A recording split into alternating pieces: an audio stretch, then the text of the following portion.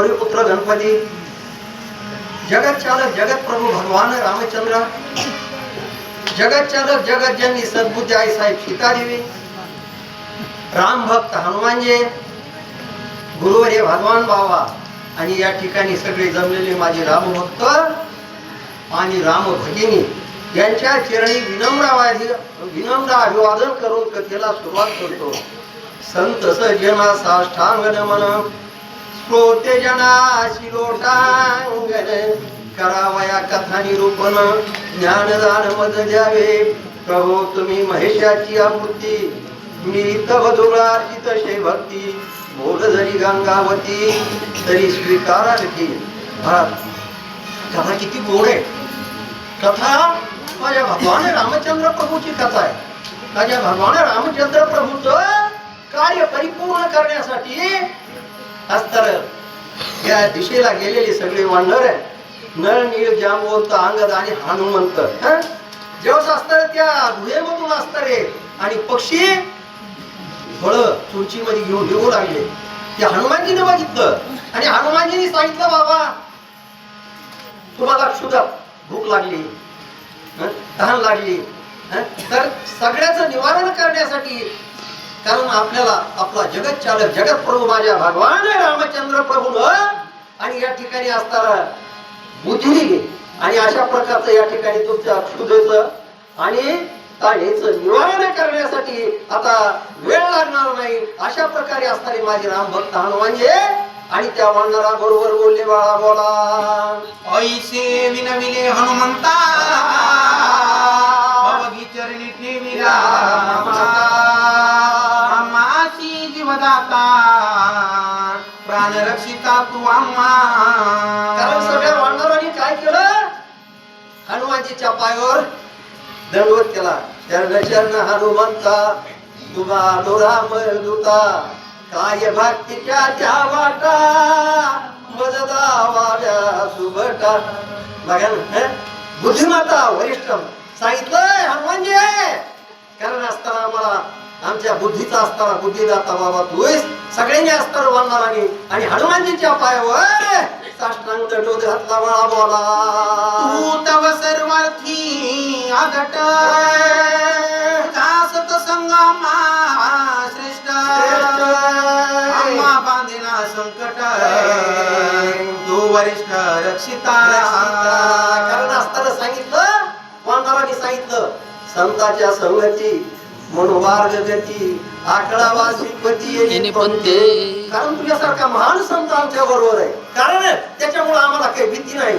संत चरण रज लागत वासनेचे जगमडीत आहे, वगैरे राम नामे उपजे आवडी, सुख घडी वाढू लागेल. अरे तुझ्यासारखा असताना मोठा महान साधू माझ्या हनुमानजी, हनुमानजी तुम्ही बरोबर असताना आम्हाला काही भीती नाही ना. का कारण असताना सगळ्याचा बुद्धिदाता बुद्धिमाता वरिष्ठ हनुमानजी तुम्ही. अशा प्रकारे असताना हे सगळे वानर आणि हनुमानजीचं स्तवन करू लागले, स्तुती करू लागले, गुणगान गाऊ लागले. बाळा बोला. हनुमंत म्हणे वानराजवळी, अवघे प्रवेश या तृप्ती पाहुनी फळी जळी,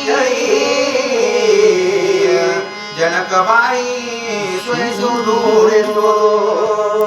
हनुमानजीने सांगितलं कुणाला, सगळ्या वानर सैन्य समुदायाला सांगितलं, बाबा आता आपल्याला विवरामध्ये जायचंय.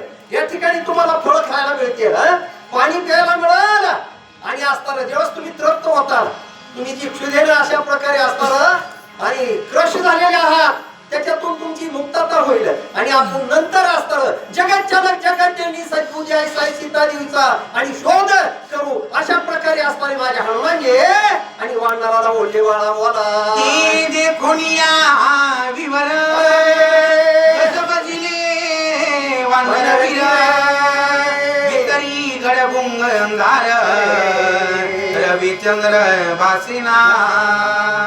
हनुमानजीने सांगितलं, वानरा निघाले हनुमानजीच्या पाठीमाग. पण ते विवर कसं होतं, मोठा गडद अशा प्रकारचा अंधकार होता पडलेला. कारण तिथं काही सूर्याचं चंद्राचं कसलंच दर्शन नव्हतं. काय अवस्था होती त्या ठिकाणी, काही नव्हतं महाराज. अशा प्रकारे असताना असताना माझ्या हनुमानजीच्या बरोबर नळगिरी जांबवत अंगत निघाले. त्याचे प्राण असताना कासावीस झाले व कासावीस झाले, क्रश झाले. आणि क्रश वंशीनी त्या ठिकाणी काय करू लागले रे बाळा, बोला. शता विवरांता वानरा थोरा भय संकेता पुढे चालिला हनुमंत विवर प्रांत शोधावया.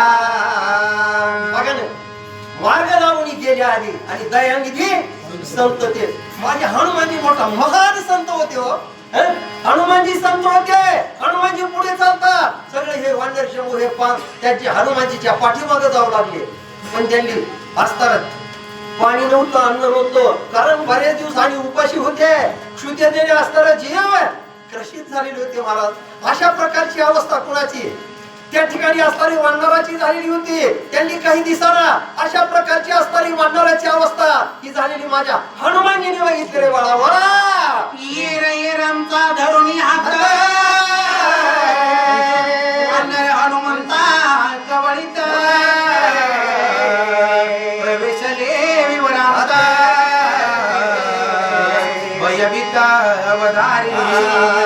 किती गोड कथा आहे कुणाची माझ्या असताना नाथमारांनी केलेली. जेव्हा विवरामध्ये शिरले, सूर्याचं दर्शन नाही, चंद्राचं दर्शन नाही, कसल्या प्रकारची तारांगण दिसत नाही. वानराने एकामेकाचे हात धरले हो. आणि पुढे हनुमानजी पुढे चालतात आणि सगळे हे पाठीमागे चालू लागले. अशा प्रकारची अवस्था आणि त्या ठिकाणी वानराची झाली रे बाळा, बोला. मार्ग ती कठीण आपणा न देखती आपण ऐसी अंधारी दारुणा उभ्या प्राण निघो पाये. नाथमहाराजांनी वर्णन केलंय. हनुमानजी पुढे चालते, हे वानर नळणीने जांबवत अंगात पाठीमागे चालते. पण अगोदरच महाराज पाणी नव्हतं, अन्न नव्हतं, जीवन असताना भुकेने व्याकुळ झालेले वानर नाथमहाराजांनी वर्णन केलंय. त्यांचा जीव जातो की काय अशा प्रकारची अवस्था आणि त्या ठिकाणी माझ्या वानराची झाली होती रे बाळा.